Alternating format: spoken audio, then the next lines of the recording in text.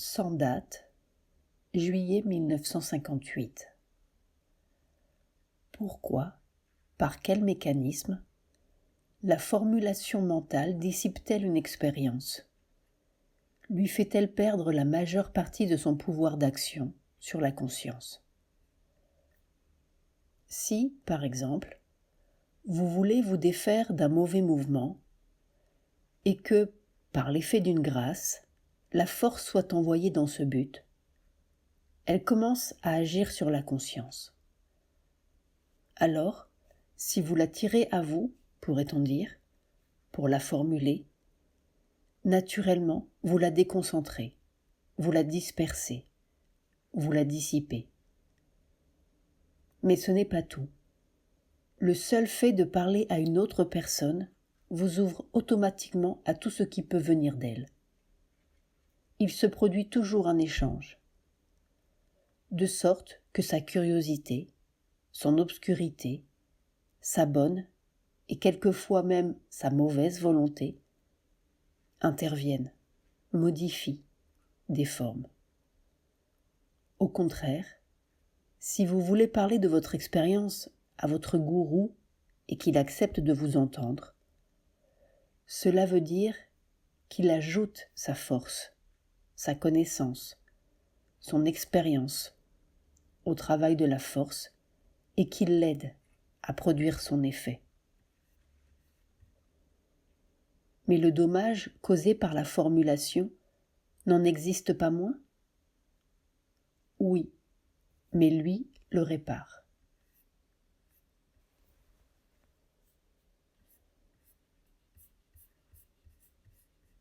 « 2 juillet 1958. Ram Dass doit être une continuation de la ligne Chaitanya, Ramakrishna, etc.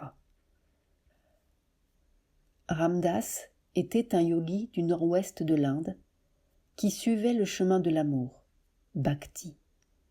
Tout son yoga consistait à répéter le nom de Ram. Il avait fondé l'Anandashram à Kanargad. Il était né en 1884 et mourut en 1963. Silence. Un sujet pour ce soir. Une chose que je n'ai jamais dite complètement. D'une part, l'attitude comme celle de ces gens dans le film d'hier soir, Bishnu Priya, un film bengali. Dieu est tout, Dieu est partout, Dieu est dans celui qui vous assomme. Comme écrit Sri Aurobindo, Dieu m'a asséné un bon coup, lui dirai-je.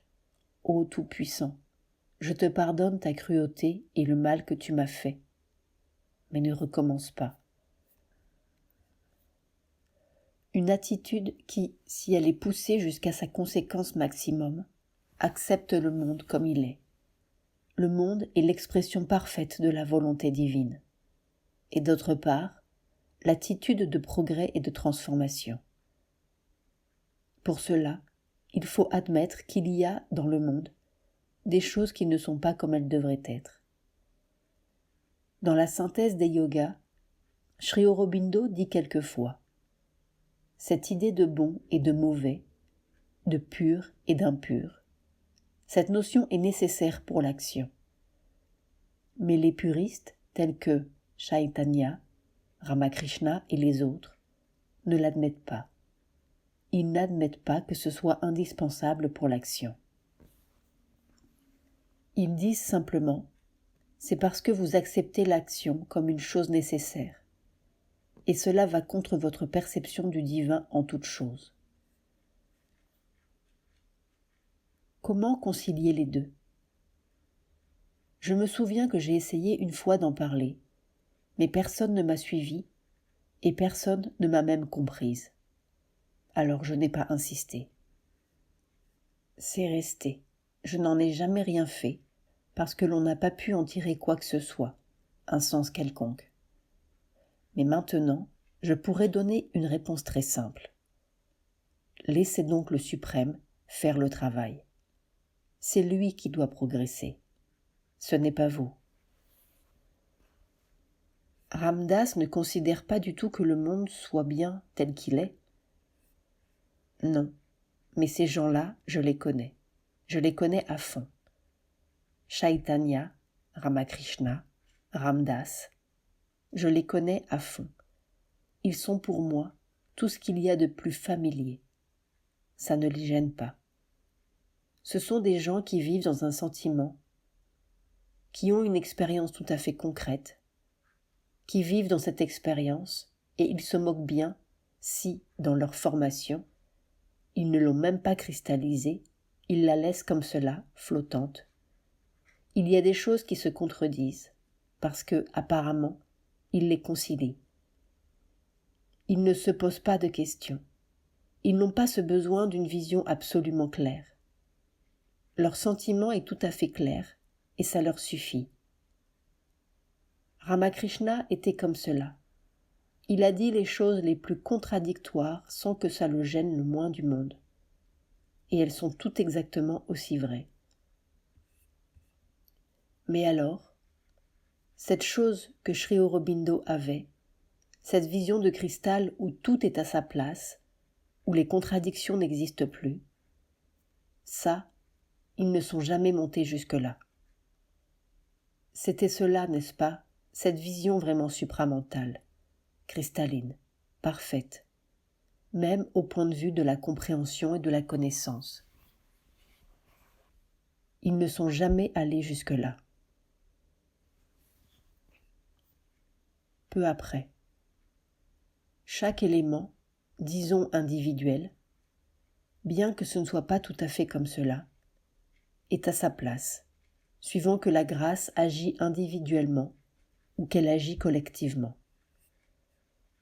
Dans le cas de la grâce agissant collectivement, chaque chose, chaque élément, chaque principe est à sa place comme une conséquence d'une logique karmique du mouvement général.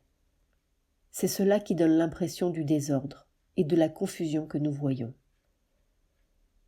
Dans le cas de la grâce agissant individuellement, elle donne à chacun la place maximum suivant ce qu'il est, ce qu'il a à réaliser. Et puis, il y a une super grâce, pourrait-on dire, qui fonctionne dans quelques cas exceptionnels, où l'on est placé non pas suivant ce que l'on est, mais suivant ce que l'on doit être. C'est-à-dire que la position cosmique universelle est en avance sur le progrès individuel. Et c'est dans ce cas-là qu'il faut se taire et s'agenouiller. 5 juillet 1958. Je viens d'exposer à Z mon programme pour sortir des difficultés présentes. Il s'agit des difficultés financières de l'ashram. Et je pense qu'il ne m'a pas cru complètement folle. C'est qu'il a un immense respect pour moi. Et comme toujours, dans ces cas-là, il y a une telle joie en moi, une telle exultation. Toutes les cellules dansent. Je comprends que les gens se mettent à chanter, à danser, etc. Il faut une puissance formidable pour rester comme ça. Geste inébranlable. Il y a une envie de chanter dans la gorge. S m'a apporté une photographie prise le 21 février 1958 après le darshan. Une sainte avec son auréole. Mère rit, moqueuse. Les yeux sont jolis. Mais je me souviens, c'était la fin du darshan et j'étais en train de répéter au-dedans de moi « Seigneur, Seigneur, Seigneur, Seigneur ». Mais c'était sans mots. Ça venait comme ça, geste. Et ça va loin, loin, loin, loin. Ça, c'est tout là, geste autour de la tête. Et ça, mère désigne le menton, c'est la détermination. Mais il aurait fallu un peu de lumière sur le menton, la volonté de réalisation. C'est ça, cette capacité d'être la passivité plastique absolue, comme ça, dans le silence et l'abandon total, et en même temps, ici, là, la volonté irréductible, toute puissante, avec le pouvoir d'effectuation totale, comme ça, qui brise toutes les résistances. Les deux simultanés sans qu'ils se gênent l'un l'autre, dans une même joie. Ça, c'est le grand secret. L'harmonisation des contraires, dans la joie et la plénitude. Toujours, toujours, tous les problèmes. C'est le grand secret.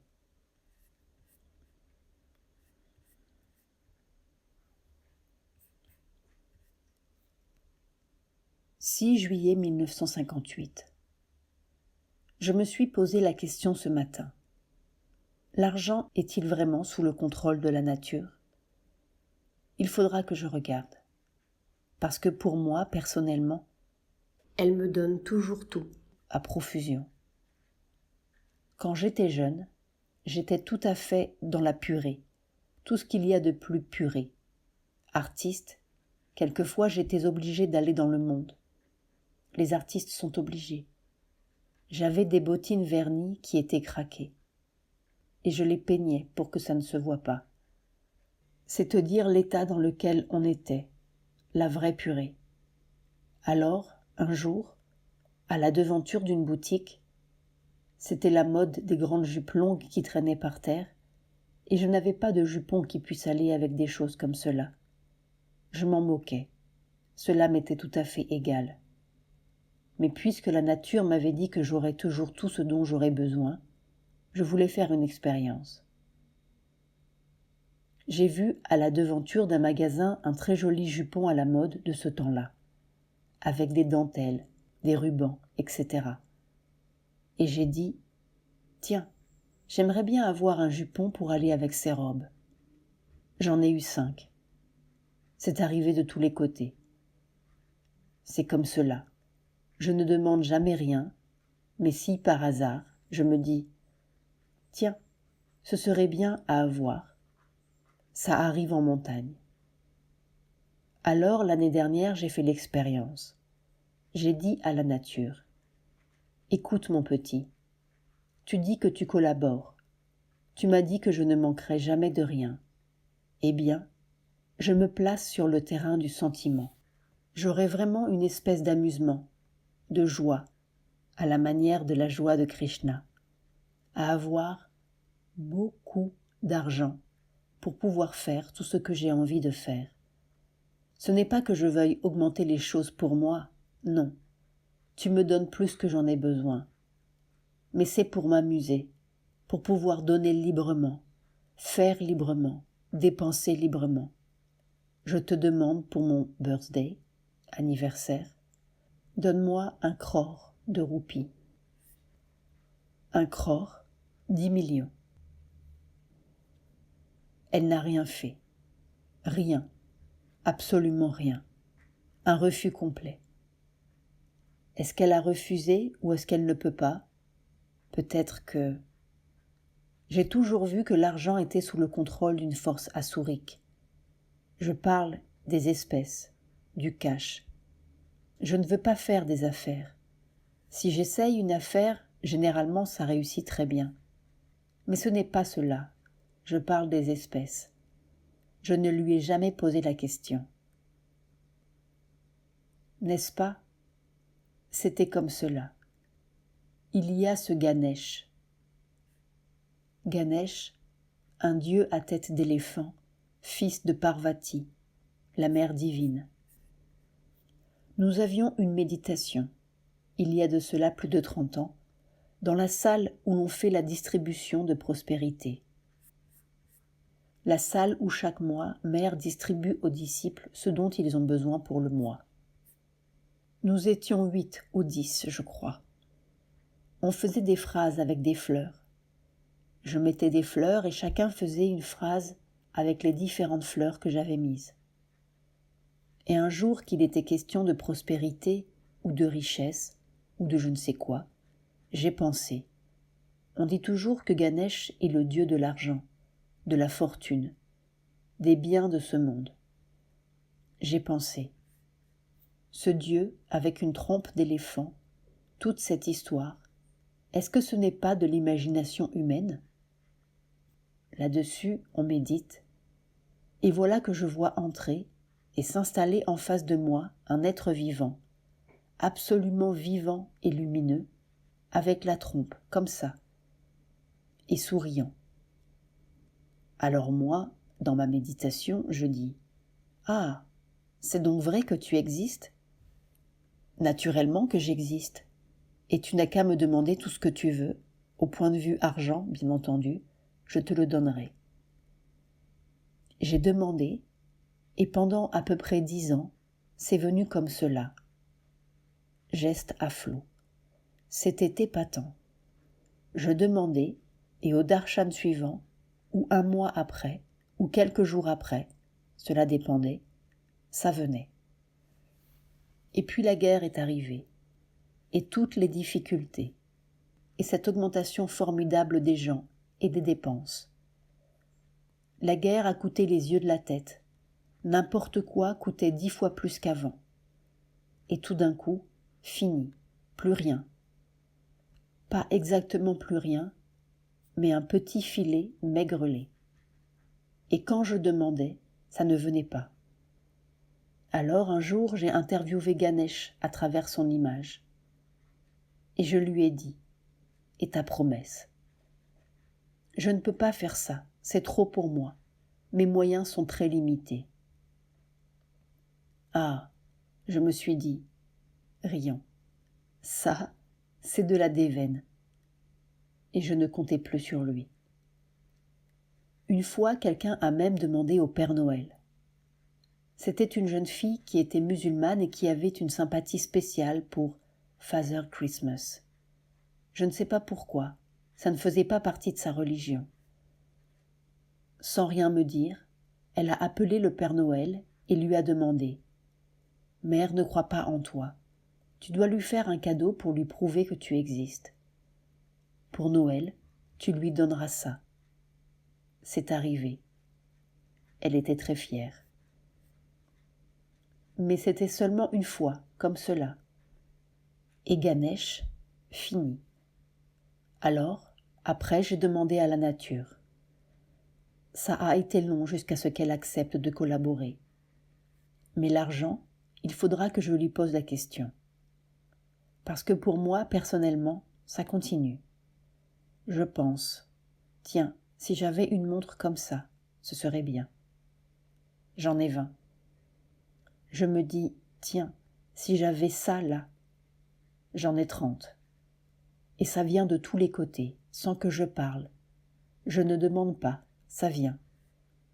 La première fois que je suis venue ici et que je parlais avec Sri Aurobindo de ce qu'il fallait faire pour l'œuvre, il m'a dit, il me l'avait écrit aussi, que l'on devait avoir 3 pouvoirs pour être sûr de réaliser l'œuvre.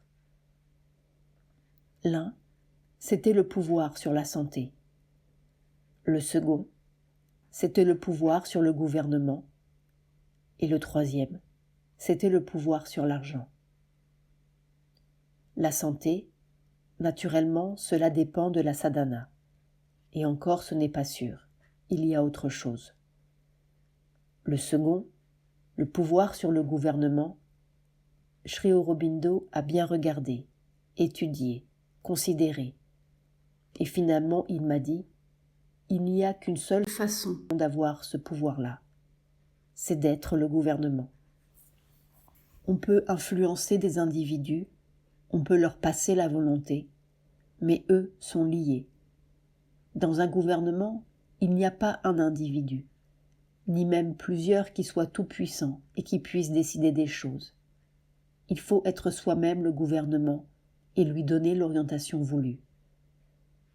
Le dernier, l'argent, il m'a dit « Je ne sais pas encore exactement de quoi cela dépend. » Alors un jour, je suis entrée en transe avec cette idée. Et après un certain voyage, je suis arrivée à un endroit qui était comme une grotte souterraine, c'est-à-dire au moins dans le subconscient. peut-être même dans l'inconscient, qui était la source, le lieu et le pouvoir sur l'argent.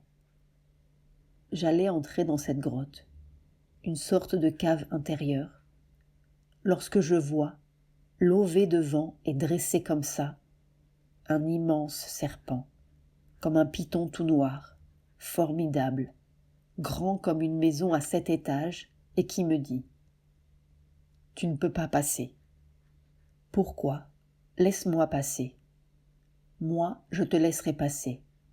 Mais si je le faisais, il me détruirait immédiatement. » Qui est donc ce il ?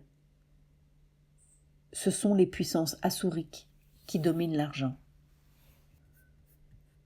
Les asuras sont les démons ou forces obscures du plan mental. Elles m'ont mis là pour garder l'entrée, justement pour que tu ne puisses pas entrer. Et qu'est-ce qui fait qu'on pourrait avoir le pouvoir ? Alors il m'a dit quelque chose qui reviendrait à ceci. J'ai entendu dire, c'est-à-dire que ce n'était pas une connaissance qu'il avait, mais quelque chose qu'il avait entendu dire par ses maîtres, ceux qui le dominaient. J'ai entendu dire que celui qui aura le pouvoir total sur les impulsions sexuelles humaines, non pas en lui, mais un pouvoir général, c'est-à-dire qu'il pourra les contrôler partout, chez tous les hommes, celui-ci aura le pouvoir d'entrer. C'est-à-dire que ses forces ne pourront pas l'empêcher d'entrer. Une réalisation personnelle, c'est très facile, ce n'est rien du tout. Mais entre la réalisation personnelle et le pouvoir qui contrôle ça chez tous les hommes, c'est-à-dire qu'à volonté on peut contrôler, dominer ces mouvements-là partout, je crois que ça, la condition n'est pas remplie. Si ce que le serpent a dit était exact, et si c'est vraiment la chose qui vaincra les forces adverses qui dominent l'argent, eh bien, ce n'est pas rempli. Dans une certaine mesure, ce n'est pas tout à fait absent, mais ce n'est rien. C'est conditionné, c'est limité. Dans un cas, ça fonctionne. Dans un autre cas, ça ne fonctionne pas. C'est tout à fait aléatoire. Et naturellement, quand ce sont des choses terrestres, je ne dis pas universelles, mais enfin terrestres, quand c'est une chose terrestre comme cela, il faut qu'elle soit complète. Il ne faut pas des à peu près. Alors, dans ce cas, c'est une affaire entre les asuras et l'espèce humaine. Se transformer, c'est la seule chose qu'elle puisse faire, c'est-à-dire enlever aux forces asuriques le pouvoir de la dominer. N'est-ce pas ? L'espèce humaine fait partie de la nature. Mais comme Sri Aurobindo l'a expliqué, à partir du moment où le mental s'est exprimé dans l'homme, cela l'a mis dans une relation avec la nature très différente de la relation qu'ont avec elle toutes les espèces inférieures. Toutes les espèces inférieures, jusqu'à l'homme, sont complètement sous la domination de la nature. Elle leur fait faire tout ce qu'elle veut. Ils ne peuvent rien faire sans sa volonté. Tandis que l'homme commence à agir et vivre d'égal à égal. D'égal à égal, pas dans la puissance, mais au point de vue de la conscience. Ça commence puisque l'homme est capable d'étudier et de trouver les secrets de la nature. Il ne lui est pas supérieur, très loin de là, mais il est sur un plan d'égalité. Alors il a eu, ça c'est un fait, il a eu un certain pouvoir d'indépendance qu'il a utilisé immédiatement pour se mettre sous l'influence des forces adverses, qui ne sont pas terrestres, qui sont extraterrestres. N'est-ce pas, je parle de la nature terrestre, et par ce pouvoir mental, ils ont eu le choix et la liberté de faire des pactes avec les forces vitales qui sont extraterrestres.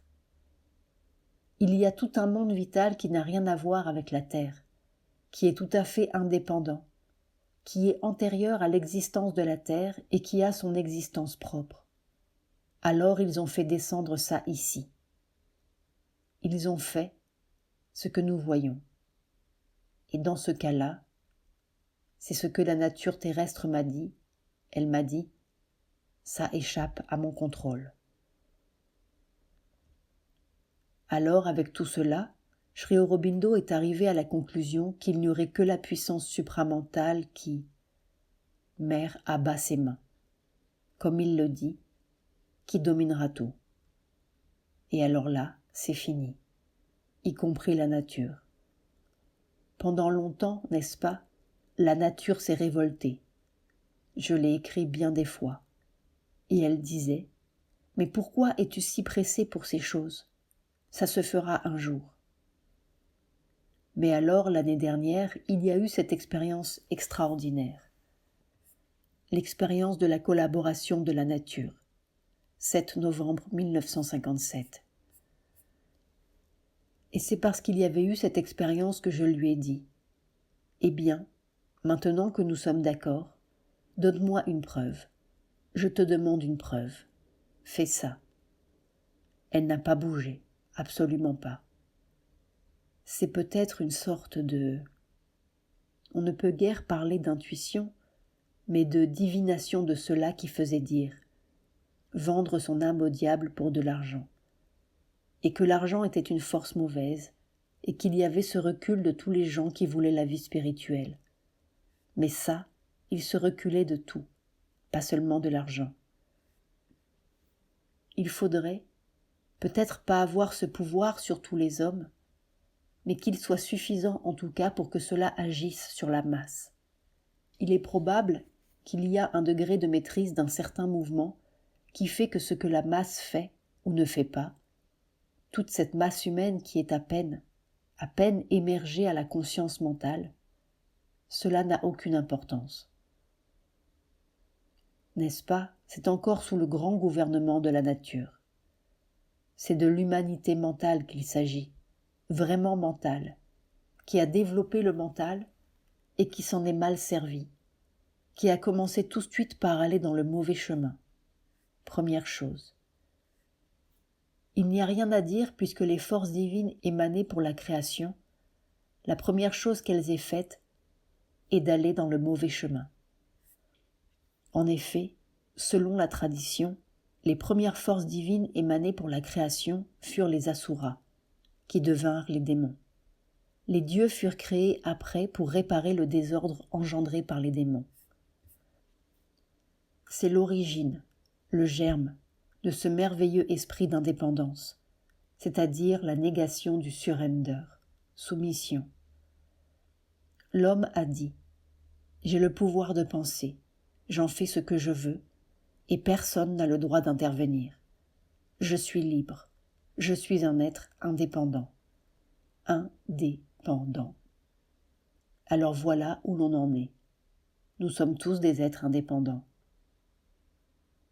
Mais n'est-ce pas, je regardais hier, avec tous ces mantras et ces prières et toute cette vibration qui est descendue dans l'atmosphère et qui fait que l'atmosphère est dans un état de constant appel, et je me souvenais d'anciens mouvements, et comme tout a changé maintenant.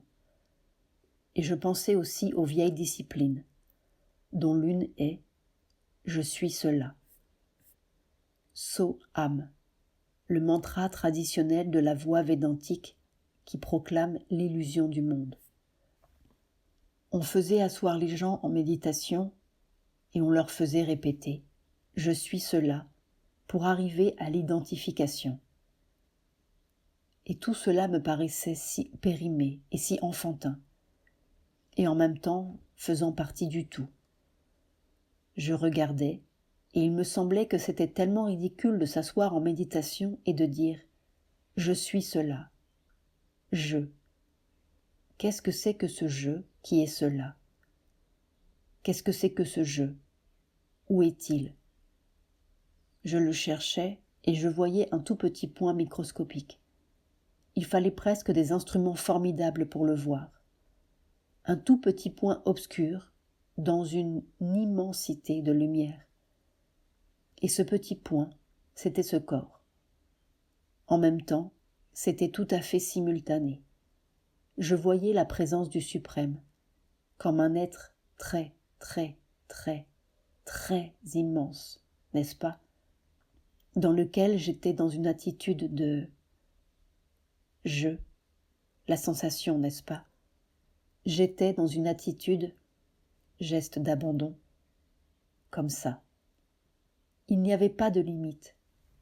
Et en même temps, on avait la joie d'être pénétré, d'être enveloppé, et de pouvoir s'élargir, s'élargir, s'élargir indéfiniment, s'élargir dans tout l'être, depuis la conscience la plus haute jusqu'à la conscience la plus matérielle.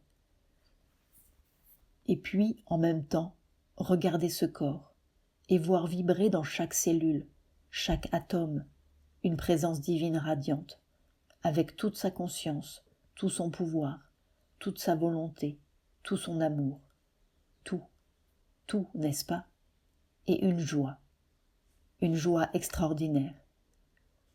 Et l'un ne dérangeait pas l'autre, et rien n'était contradictoire, et tout se sentait en même temps. Et alors c'est là que j'ai dit, voilà, il faut que ce corps ait eu l'entraînement qu'il a eu depuis quelque chose comme 70 ans, même davantage, pour pouvoir supporter tout cela sans se mettre à crier, à danser, à sauter, à rire, à faire tout ça. Non, il était tranquille. Il était exultant, mais il était très tranquille. Et il avait encore le contrôle de ses gestes, de ses paroles. Et malgré le fait qu'il vivait vraiment dans un autre monde, il pouvait agir normalement, en apparence, à cause de ce dressage de contrôle de la raison. De la raison. Sur tout l'être, qui l'a maté et qui lui a donné un pouvoir cohésif si grand que je suis dans l'expérience. Je vis cette expérience, et en même temps, je peux répondre avec le plus aimable des sourires à la plus imbécile des questions. Et alors, ça se termine toujours comme cela, par un cantique d'action de grâce. Ah, Seigneur, tu es vraiment merveilleux. Toutes les expériences par lesquelles il était nécessaire que je passe, tu me les as données. Toutes les choses qu'il fallait que je fasse pour que ce corps soit prêt, tu me les as fait faire, et toujours avec le sentiment que c'était toi qui le faisais faire, et avec la désapprobation générale de toute l'humanité bien pensante.